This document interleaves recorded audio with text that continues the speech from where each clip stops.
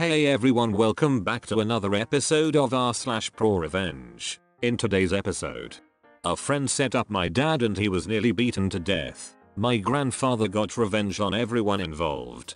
After that, I froze my psycho neighbor out of her apartment. Finally, employer screwed me over. I screwed him back with help from the FBI. Before we get into today's episode, remember to subscribe so you never miss another episode of r/ProRevenge. A friend set up my dad and he was nearly beaten to death. My grandfather got revenge on everyone involved. This isn't my story, but it comes from my dad and other family members who witnessed it. Background: this all went down in the late 1970s when my dad was 17. The area he grew up in was in the UK and was a stereotypical working class town. The part of town my family lived in was run down, full of poor families and had its fair share of crime, but it was close knit and everyone knew everyone. This will be important later. Now my dad wasn't the most well behaved kid, and he had hated being at school, but aside from a speeding ticket he had never been in trouble with the police. He was, and still is, a really talented musician and had a very active social life. For his 17th birthday, one of his friends had bought him a leather jacket with a very specific logo on it. We'll call this friend Dave for future reference. According to my dad, it was a rare and quite expensive motorcycle jacket. He was extremely happy that Dave had got it for him. Dave had bought himself the same jacket a while before and it was a big surprise. My grandmother apparently joked that with the jackets on they looked like twins, and she wasn't far wrong. They had similar features, black hair, and were both well known for being kitted out in motorcycle gear. A few days after my dad's birthday, he was leaving work as a bartender in the town center at around 10 PM. As he was getting close to where his bike was parked, a gang of 5 men approached him from behind. The last thing my dad remembers was being smacked over the head and passing out as he hit the floor. These men beat up my dad with bike chains and a crowbar, literally to within an inch of his life. Luckily 2 bouncers from a nearby pub had heard the commotion and rushed to help. The men ran off. The bouncers called the cops and my dad was taken to hospital. It turned out that Dave had quite a substantial gambling habit and owed a large amount of money to people who you really didn't want to owe money to. They had threatened Dave and told him that they would be looking for him to teach him a lesson. So Dave decided to set up my dad to take the beating, instead of himself, or at least lessen his chances of taking it. He had bought my dad the same jacket, because these guys knew that was what he wore when he rode. He then arranged for a guy he knew to find out when my dad left work and call up the loan sharks to let them know where Dave was. What a scumbag. The revenge. My grandfather and grandmother were obviously distraught about this whole thing. The first thought on my grandfather's mind was if my dad would survive. When that was answered, his second was how best to get revenge. Bit of background on my grandfather. He was a lifelong boxer and a career military man. He enlisted at the back end of World War II at 17, stayed in the forces through Korea and then served in Malaya and Burma as a scout and sniper during the mid to late 1950s. He only reluctantly retired when my dad was little and worked as an engineer after his discharge. This guy was a certified badass even into his 50s, and although he wasn't the best husband or father at times, he could never stand by and watch his family get hurt. The first move my grandfather made was to call up every ex-service buddy, bouncer, pub landlord, etc. that he knew, and even a few less than legit characters he knew from the pubs. In my town word traveled fast, and my grandfather was well liked and had a bit of a reputation, so it wasn't long before he had the names and addresses of the 5 men who had attacked my dad. Apparently these guys had been bragging about beating up a defenseless man from behind. These guys were career criminals with violent reputations, but my grandfather really didn't give a rip who or what they were.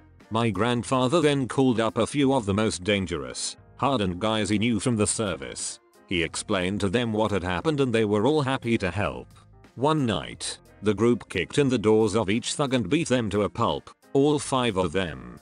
They knew that if they hit one, the others would hear about it and run, so they hit all 5 of them in one night. My grandfather knew that no one would call the police in the area they lived in. Talking to the cops was a big no-no in that area back then, so there was little chance of being caught. All 5 guys ended up bloodied with broken bones, shattered teeth, and the requirements to be fed from a tube by the end of the night. One of them had to be put into a medically induced coma. Of course, the police interviewed all of them in hospital when they sufficiently recovered, but none of them talked, both out of fear of my grandfather and fear they would be labeled as rats, and nothing came of it. But my grandfather wasn't done there. My grandfather used his connections in the clubs and bars to start spreading rumors about why they had been beaten up. Soon it had gotten round that these 5 guys had fricked up and had beaten up the wrong person. Not only that, but they had bragged about it and lied to whoever they worked for about it. Not only were they physically broken, but my grandfather ruined their credibility so that when they got out no one, criminal or otherwise, wanted to be associated with them. Once this was all done, my grandfather turned his attention to Dave. He had specifically left Dave for last, knowing that he would himself, knowing that my grandfather knew what he had done. My grandfather, however, was much more subtle in dealing with Dave, as he thought that a simple beating would be too good for him. He waited and asked around, and it turned out that Dave was not only a compulsive gambler, but also had recently turned into a heavy drug addict as well. My grandfather found out who he was buying his drugs from, when he would usually buy and where. He had a buddy of his follow Dave when he went to buy his stuff, follow him to where he was living and let my grandfather know. My grandfather then called in an anonymous tip that there was a huge drug deal going on at the address and he thought he heard gunshots. He got 2 of his buddies to do the same. The police investigated, searched the house and caught Dave red-handed with boatloads of drugs in his home as well as counterfeit bills and a ton of other illegal stuff. Dave was charged, denied bail and ended up pleading guilty to all the charges laid against him. My dad could never remember his exact sentence, but it was definitely heavy, at least 15 years. To add to that, Dave owed a lot of money to a lot of people and let's just say his time in prison was made much worse by this fact. My dad never spoke to him again, his parents disowned him, his girlfriend dumped him, he struggled to get a job with his record and when he got out he had to move miles away as no one he knew wanted anything to do with him. My dad eventually recovered from his injuries, although you can still see various scars on his body from the beating he took. My grandfather never told anyone what he had done until my dad asked him about it when he got really ill in the early 1990s. Dave's life was ruined and out of the 5 who attacked my dad 3 ended up in prison later in life and 2 ended up dead due to crime. My grandfather passed away in the late 1990s and although my dad and him had their issues it could never be said he didn't look out for him when he needed it. I froze my psycho neighbor out of her apartment. In college, my 2 friends and I decided to find a place together off campus. We found a beautiful 3-bedroom house with surprisingly affordable rent. The basement of the house was listed as a separate apartment, but as it had a separate entrance and the indoor stairwell had been blocked off, we weren't worried, and the thermostat was upstairs. Then the demon neighbor moved in. From upstairs, we could hear everything. This adult woman would call her mother and scream at her to pay for her cell phone bills and give her grocery money aka Taco Bell and cheap tequila. She would scream at whatever guy she was sleeping with to bring her meth. And one day, she brought home 3 puppies to scream at, too. We were terrified of this woman, and the noise was hell. Also, we'd been idiotic enough to sign a lease stating we were responsible for all utilities. Period. Meaning we were now financing her gas, water, and electric. But with only 2 months left on the lease, we thought we could just ride it out. But then she started smoking. Constantly. According to the landlord, she'd quit for good when she'd signed the lease, but for good only lasted 2 days. Since it was winter, the heat was running nearly 24/7, and the smoke was wafting up from the vents. Our apartment and all our belongings began to reek with smoke. We contacted the landlord, because we'd signed for a bloody non-smoking apartment. He told us we lived in a state where you could technically call an apartment non-smoking even if it shared ventilation with a smoking apartment. Frick you, leasing laws. At this point, my 2 roommates were heading out for a 2-week vacation. They were online students, while I was residential, leaving me alone in the apartment with a demon smoker in the basement. I couldn't sleep or eat. because my idiotic stomach decided to react to all the secondhand smoke by aching and cramping constantly. After 3 days, I was a little insane. I made a plan. I checked the forecast. Lows in the 20s all week. I borrowed a friend's ultra-insulated sleeping bag. I bought one of those ski masks with the holes for your eyes and mouth. I got out my stocking cap, my silk long underwear, my woolen socks, and my down parka. I bought tea, hot cocoa, and ramen, and prepared to live off a diet of hot liquids. And I turned off the freaking heat.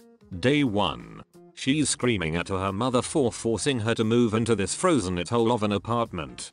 Day 2. She's screaming at her boyfriend, meth dealer, because he won't let her move in with him. Day 3. She's screaming at the landlord about how she's freaking freezing. Day 4. The landlord is at my door. I greet him in full ski mask, parka, stocking cap array, looking like I'm heading out to rob Santa Claus at the North Pole. He asks me if I don't find it a little chilly in the house. I reply I'd found all the cigarette smoke a little warm. Day 5. She's screaming about the itches upstairs to anyone who will listen, and I'm sitting upstairs clutching my car keys and my pepper spray with 911 typed into my phone. She finally decides she's freaking leaving and moving in with Greg, even though he just got out for stabbing Travis, and he lives in that freaking creepy house in the woods with all those AOLA biting dogs. Day 6. She's gone. I silently bless Greg. Moral of the story. There's a bloody reason the rent seems too good to be true. Peas. For those wondering, I did have a friend who worked plumbing stop by to give me some advice about how low I could go before I burst the water pipes to hell and back. Employer screwed me over. I screwed him back with help from the FBI. It was the early 1990s and I worked for a telemarketing company with the initials SMC in Logan, UT. I was employed for 2 full days when I came to the conclusion that we were just scamming old people out of their money using grossly unethical methods. I quit after my second day of work, and when I received my paycheck I noticed that I was paid minimum wage instead of the $10 per hour I was promised when they hired me, so I went back to complain. The office manager told me, "You didn't finish the 90-day probationary period, so you only get minimum wage." Bullet.